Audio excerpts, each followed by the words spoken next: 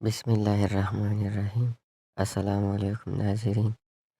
مسجد سے ایک انوکھا اعلان ہوا اور سننے والا ہر بندہ دنگ رہ گیا۔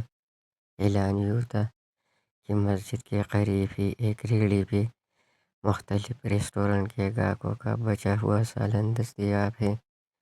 وہ غریب اور نادار لوگ جو سالن پکانے کی استطاعت نہیں رکھتے، وہ اپنے برتن لے آئے اور سالن فی سبیل اللہ لے جائے۔ مارے تجسس کے میں بھی مسجد کی طرف چل دیا کہ دیکھو آخر ماجرا کیا ہے۔ میں جیسے ہی وہاں پہنچا تو مرد وزن کا ایک ہجوم برتن لے کر پہنچا ہوا تھا۔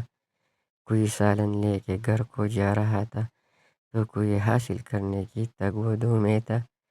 ریڑھی پہ 3 پتیلے پڑے ہوئے تھے۔ ایک پتیلے میں دال، دوسرے میں قورمہ اور تیسرے میں مختلف اقسام کی مکس سبزیوں کا سالن رکھا ہوا تھا۔ تھوڑی ہی دیر میں اس کے تینوں پتیلے خالی ہو گئے۔ سالن لے جانے والوں کے چہروں پر خوشی دیکھنی تھی اور وہ سب دعائیں دیتے ہوئے جا رہے تھے۔ میں سالن بانٹنے والے کے پاس کھڑا ہو گیا اور اس سے استفسار کیا کہ یہ آئیڈیا اس نے کہاں سے لیا، تو اس نے کہا کہ بس جی، ایک دن ہوٹل میں کھانا کھایا تو آدھے سے زیادہ سالن بچ گیا۔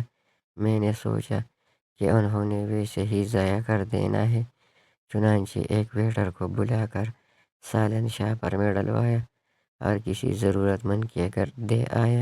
اس کام سے دل کو بہت خوشگوار راحت حاصل ہوئی، اور یقین کرے سالوں سے نیند کی گولی کھا کر سونے کا عادی تھا، لیکن حیرت انگیز طور پر اس رات بغیر گولی کھائے بہت پرسکون ہو کر سویا۔ بس پھر اس سلسلے کو بڑھانے کا تہیہ کر لیا۔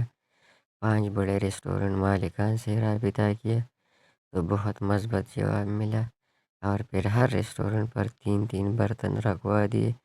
اللہ کا لاکھ لاکھ شکر ہے کہ میری وجہ سے بہت سے غریب گھروں میں بہترین کھانا پہنچتا ہے۔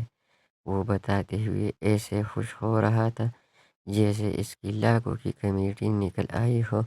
میں سوچ رہا تھا کہ واقعی اس کی لاکھوں کی کمیٹی تو نکل چکی تھی، اور وہ کمیٹی تھی بے پناہ اجر و ثواب کی۔